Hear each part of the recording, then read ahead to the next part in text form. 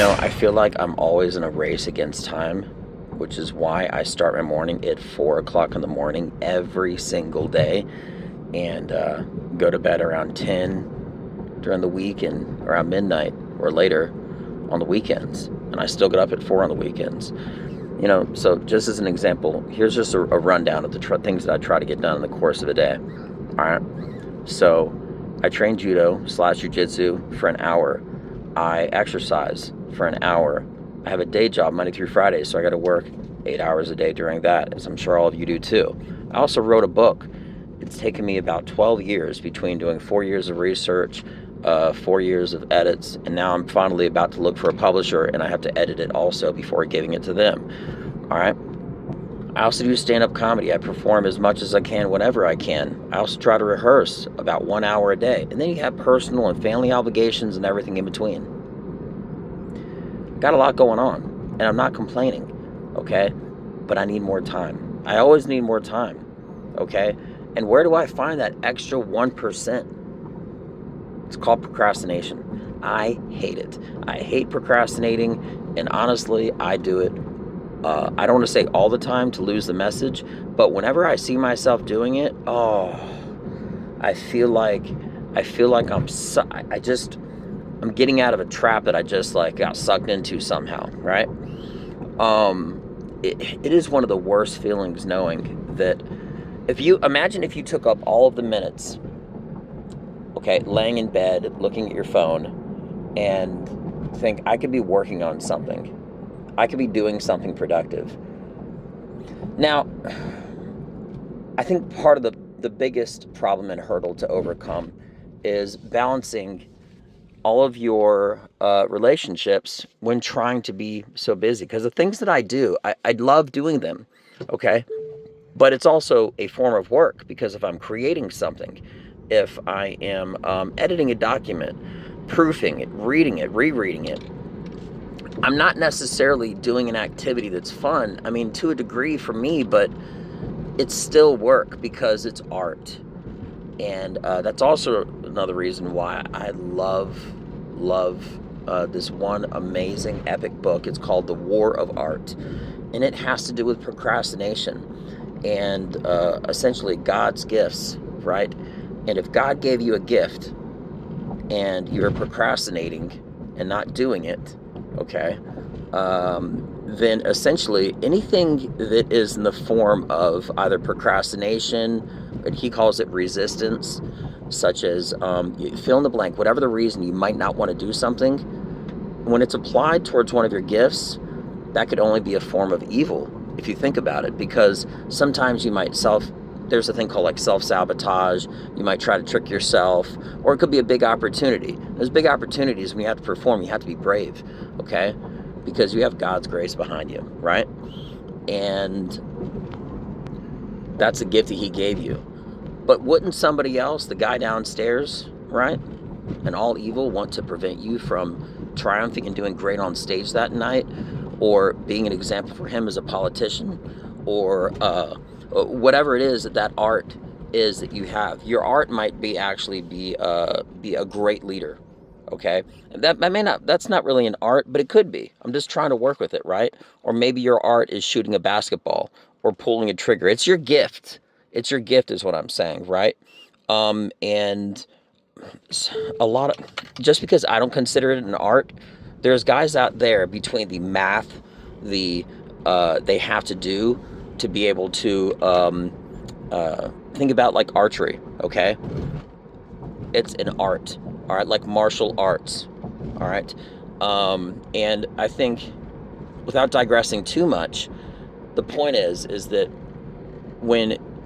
if you have something that's a gift, that you're gifted, and you're doing it, and you're passionate about it, okay, you can only go two directions with it, essentially.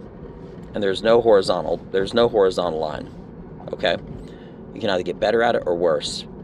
And of course, God would want you to get better at it, right? And that's the reason it's a gift of yours. If you have a beautiful voice or something like that, there's only one guy, okay? Well, there's one main source, right? Heaven and whatnot, that wants you to do great, exemplifying your voice in front of everybody, that gift that you have. And there's the other side of that down below that wants to make you to procrastinate and not get out of bed and not pursue your goals, okay? And it goes far beyond your gifts, okay? But someone above wants you to succeed. Someone below wants you to fail. And even if it's not applied towards art, every single day when you get up in the morning, all of your success from the prior day means absolutely nothing, because in the morning it's an equal reset. You have to get up. You have to get after it. Do you really not feel like getting out of bed? Maybe. Do you really feel like not wanting to do something? Maybe. But where does that seed come from? Okay? Procrastination is one of the slickest roads to go down, right? It's a slippery slope, as they say, because you feel like you're in control, when in reality, I mean, that's like, realistically, if you think about it, that would be like evil's greatest hidden trick, to make you not want to exercise, to make you not want to be healthy, okay? Not to pursue yourself and with bravery and might overcome, conquer, and accomplish your daily goals, okay? The guy downstairs doesn't want you to be better. He wants you to be worse. And that's also why I hate like alarm clocks that have a snooze button. It makes no sense. That's actually like an option to procrastinate. If it was called a procrastinate button, you might start psychologically feeling more attacked and not hidden. You know, not like a hidden psychological attack where you just feel like, oh, it's just a snooze button. You know? All this coming full circle, right? It was really laying on me, and everything that I say, I say it over and over again. I say it as a mental note to myself, because I need these reminders. I need these daily, weekly reminders, etc., okay? That when you start your morning, everything I did great last night, okay? I had a small period where I was just scrolling around on the internet, doing absolutely nothing, and I caught myself, and I just knew I had to talk about this, because that's 20 more minutes. That's like, I wanted to finish editing a chapter of a book that I wrote, but I wrote it as a screenplay first, and I made it into a book, and it's a little over 200 some pages. But I was like a few pages short last night from my goal, and it was like after midnight. I'm just going to bed, and if it wasn't for those extra 20 minutes, I probably could have gone through the rest of them, or at least gotten close, maybe on the last page, and being that far would have made me want to run that last mile, so to speak, you know, to get that last part finished, and I didn't. So my point is that whenever I do these, I try to do them weekly. Oh yeah, do a podcast too. Throw that in there. Absolutely right. You know, let alone also, I was just randomly thinking about it, grocery shopping, house duties. I mean, it just keeps on stacking, and that's fine. My point is that if you need an extra 1% in your life, regardless of whatever you're doing, you can get that extra 1% of time, right? You just got to stop procrastinating. You got to get out of bed, stand up, and get after it. And just remember that whenever you're doing something good, there's someone upstairs, God, that wants you to succeed. And whenever you procrastinate, that is a hidden pill of poison, right? In your soul to not move forward. And the guy downstairs is dancing in a circle and jumping up and down, right? He's running across, whatever. Just celebrating the fact that you're taking not forward steps. Anytime you just stand up and you're not moving forward, what if you were like on one of those, you know how in the airport, they got those things that you can just stand on that helps you, you don't even have to walk. It's like a moving floor. Well, what if every single time when you stood still and did nothing, you were actually going further back?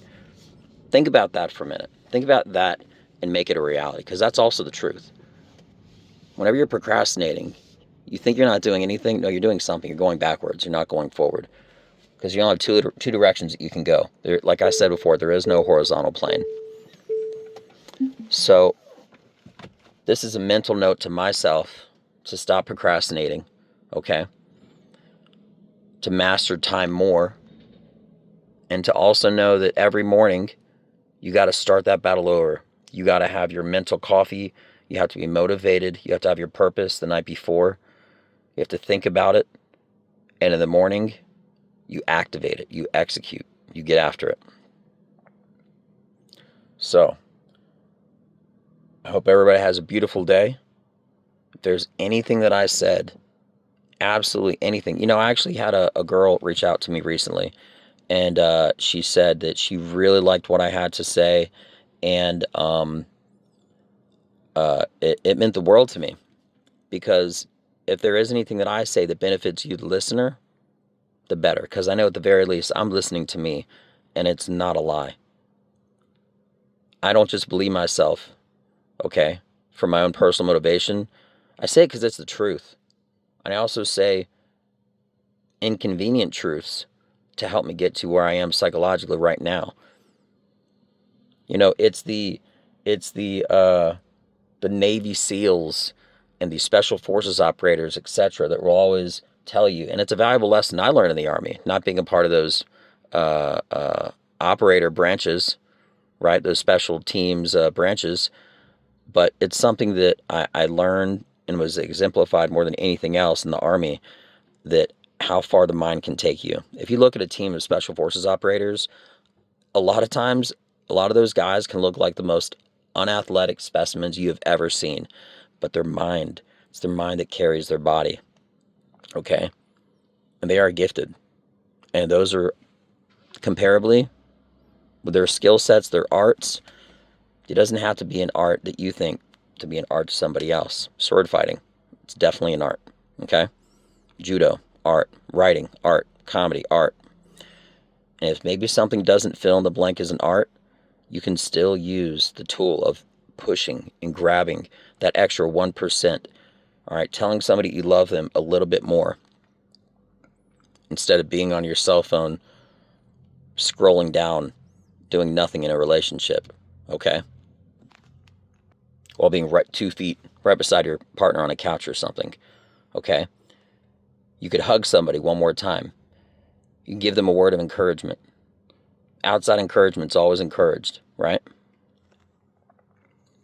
But you got to encourage yourself, and it has to be the truth.